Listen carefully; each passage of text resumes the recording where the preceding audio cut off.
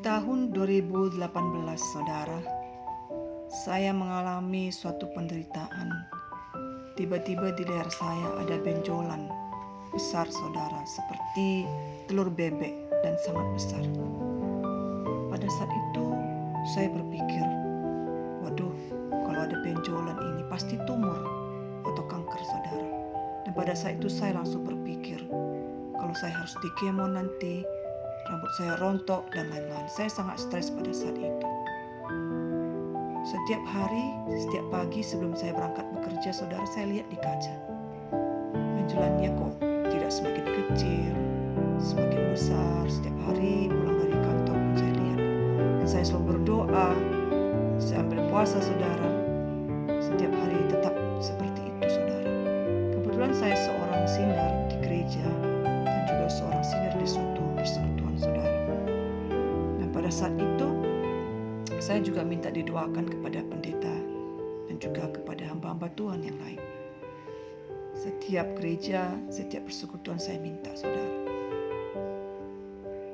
Tapi setiap hari juga belum ada perubahan, saudara.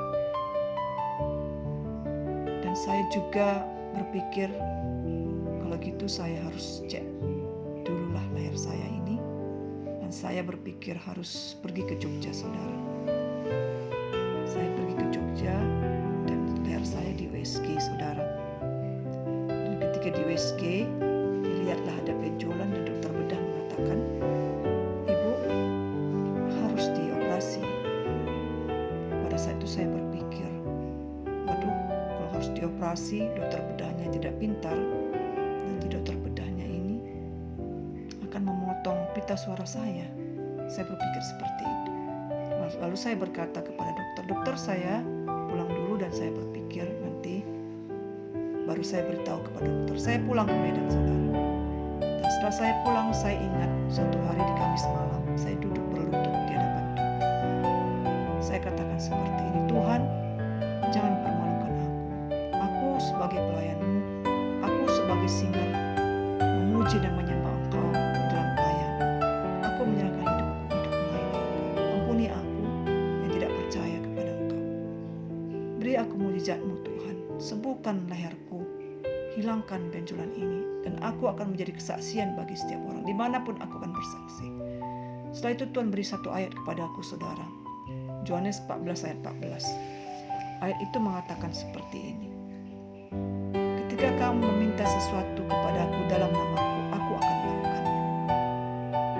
Dan saya berkata kepada Tuhan, aku minta sesuatu kepadamu dalam namamu, Tuhan. Sembuhkan leherku ini. Aku berjanji, aku akan bersaksi kepada setiap orang, menyaksikan kebesaran. Setelah itu, saudara, besok pagi saya tidak ingat, saudara, saya pergi bekerja. Dan pulang bekerja saya baru sadar bahwa benjolan itu hilang. Setelah itu saya tidak percaya, saya lihat di kaca, saudara, betul-betul hilang, saudara. Haleluya, puji Tuhan, saya bersorak-sorai, saya mengucap syukur. Terima kasih Tuhan yang sudah mendengarkan doaku. Aku mengucap syukur, aku menjadi kesaksian bagi setiap orang. Aku menyaksikan kebesaran-Mu bahwa Engkau menyembuhkan benjolanku ini tanpa operasi. Dan setelah itu saya harus juga mengkonfirmasi, saudara, secara medis juga. Kalau saya pergi ke PEN, saya USG lagi leher saya, saudara, dan dokter berkata, nggak ada, Bu, benjolannya. Dan saya bertanya, apakah benjolan itu akan kembali lagi, dokter? Dokter berkata, memang dulu ada benjolan, Ibu. Ada, dokter. Saya katakan seperti itu. Oh, kalau gitu benjolannya itu dia akan kembali lagi. Setelah itu saya kembali, Tuhan. Saya berkata kepada Tuhan, Tuhan, terima kasih. Engkau sudah sembuhkan aku. Mulai hari ini aku serahkan hidupku untuk melayani Engkau. Jadikan aku menjadi saksi bagi setiap orang bahwa Engkau luar biasa. Amin.